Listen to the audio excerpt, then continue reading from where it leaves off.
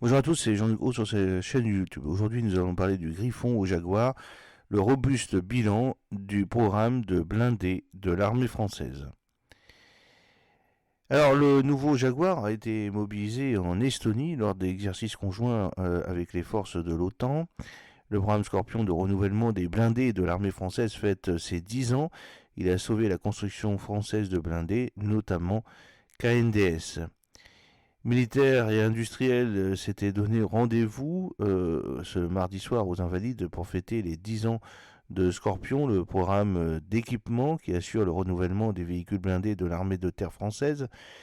Les blindés de reconnaissance et de combat Jaguar et les blindés multirôles Griffon et Serval fabriqués par les industriels KNDS, Arcus et Texelis arrivent peu à peu dans les forces en remplacement des vieux véhicules de l'avant blindé, les VAB, et des chars AMX-10 RC entrés en service dans les années 70 et 80.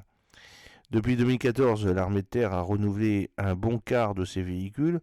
Aujourd'hui, l'usine de Roanne livre environ 300 blindés par an, soit quasiment un blindé neuf par jour, hors période de vacances, confirme Nicolas Chaumussi, directeur général de KNDS France. Quelques 1000 véhicules ont été livrés et il faut encore en fournir plus de 3000 à raison de 1800 Griffons, 2000 Serval et 300 Jaguar en vue d'un renouvellement complet en 2035. Cette modernisation permet à la France d'envoyer en Ukraine ses anciens blindés, notamment les AMX-10 RC, que les Ukrainiens ont surnommé le sniper français, trop léger pour être utilisé comme un char de combat. Les Ukrainiens en ont détourné l'usage initial pour le transformer en un véhicule de tir capable d'atteindre sa cible avec précision tout en se camouflant aisément. Alors, le F-35 du terrestre, et oui, au 10e anniversaire, l'armée française regrette-t-elle ses choix? Le lancement du programme Scorpion était un excellent choix tactique. Il a été conçu pour que l'armée de terre cesse d'être toujours la dernière roue du carrosse dans les arbitrages budgétaires. En décidant d'un programme complet de rénovation et non pas du remplacement au coup par type de véhicule, l'armée de terre a ainsi réussi à s'imposer dans la programmation militaire. Emmanuel Kiva, directeur général de l'armement, a ainsi salué 10 ans d'une collaboration hors norme entre l'armée de terre, la DGA et les industriels pour créer la famille Scorpion.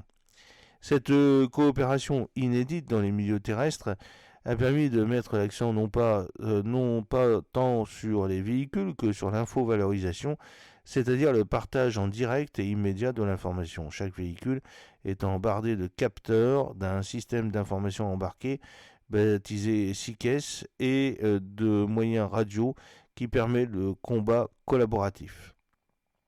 Sur le champ de bataille, les blindés sont des capteurs et des ordinateurs roulants qui dialoguent entre eux en temps réel.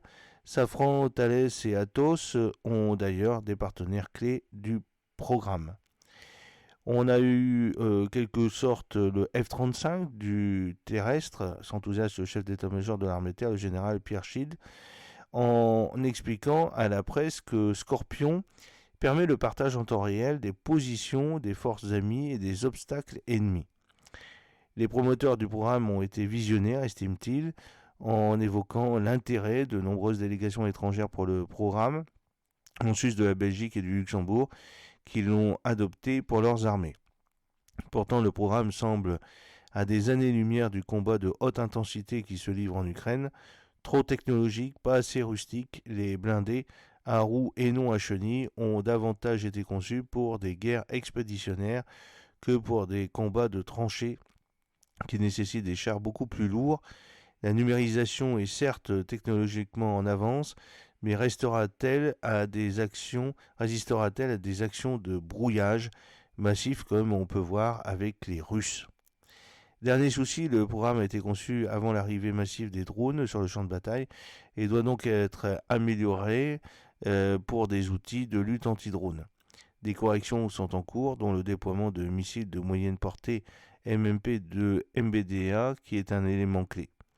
In fine, pour ces 10 ans, on peut également saluer un programme qui a sauvé l'industrie de l'armement terrestre française, sans Scorpion, KNDS France, ex-Nexter, ex-Giat Industrie, serait complètement marginalisé. Au lieu de cela, l'entreprise s'est rapprochée du fabricant familial Cross Maffei Wegmann, KMW en Allemagne, pour former le groupe KNDS, une société franco-germanique en pleine croissance qui a affiché fin 2023 9500 salariés, 3,3 milliards de chiffre d'affaires et un carnet de commandes de 16 milliards d'euros.